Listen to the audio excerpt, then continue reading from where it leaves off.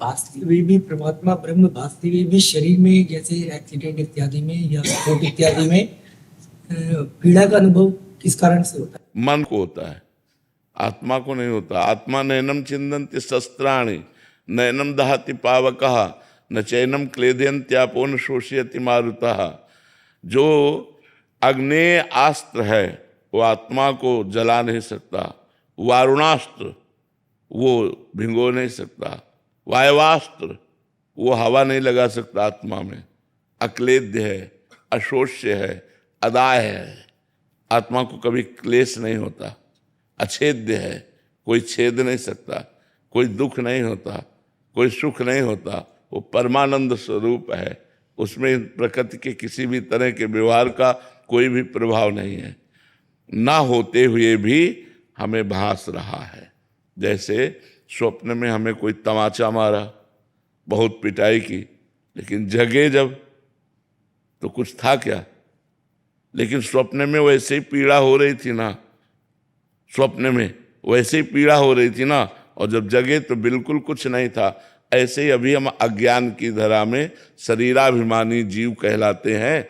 तो शरीराभिमान के कारण हमें भूख प्यास दुख सुख लाभ हानि देखना सुनना बोलना ये सब अपने में लगता है, जबकि अपने में नहीं है। देखना नेत्रेंद्रिय का कार्य है, सुनना श्रवणेंद्रिय का कार्य है, भूख प्यास लगना प्राणों का कार्य है। अलग अलग इंद्रियों के अलग अलग कार्यों को हमने अपने में आरोपित कर लिया, इसीलिए हमें दुख सुख का अनुभव होता है।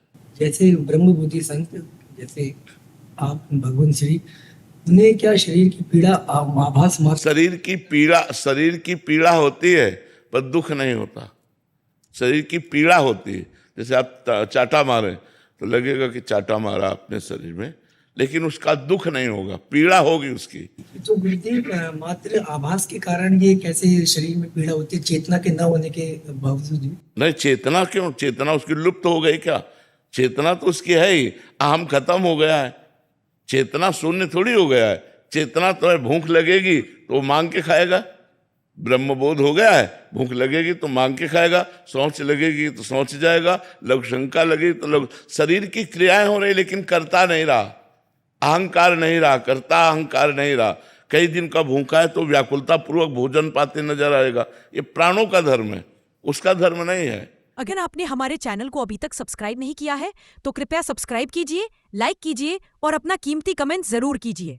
आपके सपोर्ट से हमें बहुत हिम्मत मिलती है और काम करने की और भी जिज्ञासा बढ़ती है, ताकि हम आपके लिए और भी अच्छा कंटेंट बनाकर पेश कर सकें।